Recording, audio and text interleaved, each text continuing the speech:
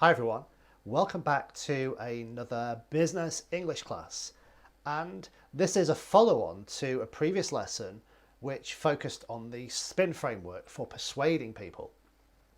If you remember, SPIN stands for situation, problem, implication and need, and using a series of questions, the technique allows you to lead somebody to a conclusion, and the conclusion obviously being your solution or your idea.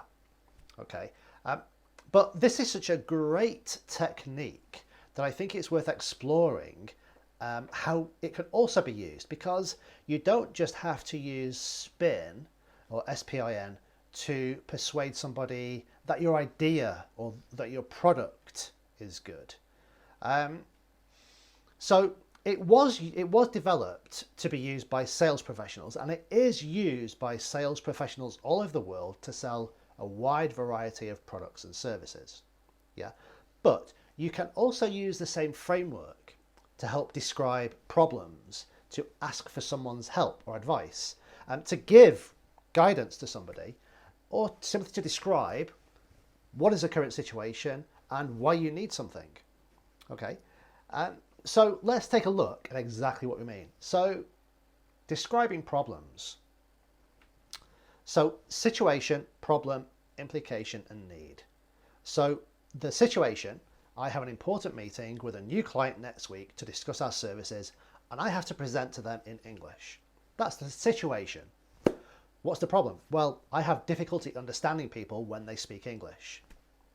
Now, the implication of this is if I don't impress this new client, my boss will be very angry at me. So my need is I need to improve my business English skills. Yeah. So I am describing a problem. I'm not just saying I need to improve my English skills. I'm actually describing why I need to improve my English skills. What's the situation? What's the actual problem, and what's the implication of bad English skills? Okay. So remember, SPIN is great for describing problems. Let's take a look at asking for help using SPIN. I have to get this report finished and present it to the team on Friday in English. But my colleagues always have a hard time understanding me when I speak English. The implication here is if they can't understand me, then they will not have the correct information that they need to proceed. So your need is help. Can you please help me to give a presentation in English? Okay, so here you're using this framework to ask somebody to help you to do something. The idea is instead of just going to somebody and saying, please help me, you're explaining a situation first and then you're asking for help. Okay. Next, offering advice or guidance. So here's our situation. I can see that you're having some problems writing that report in English. I'm going to identify what I think is a problem. Are you anxious about delivering the presentation to the team next week in English? Then I'm going to say to you, if you give a bad presentation, you know you will not get that promotion next year, will you? Yeah. So I've presented the situation. I've spoken about problems and an implication. Now I'm offering my advice. Make sure you practice and come to me for help if you need anything, okay? Finally, let's look at how you can just use SPIN to describe something that you want or need and explain why.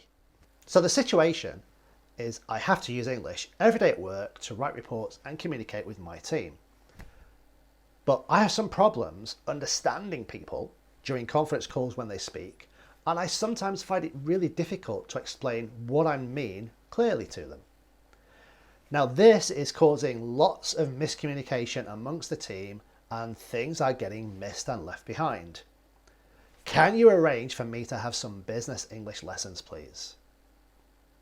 Yeah, so you can see that I have clearly expressed the situation, the problems, what these problems are doing to the overall project team, what the implications are, and then I've expressed what my need is. I need you to give me some business English skills, business English lessons. Okay. So SPIN is a great framework for you guys to practice when you have to ask questions, but also to give information to people. Okay? Practice, practice, practice.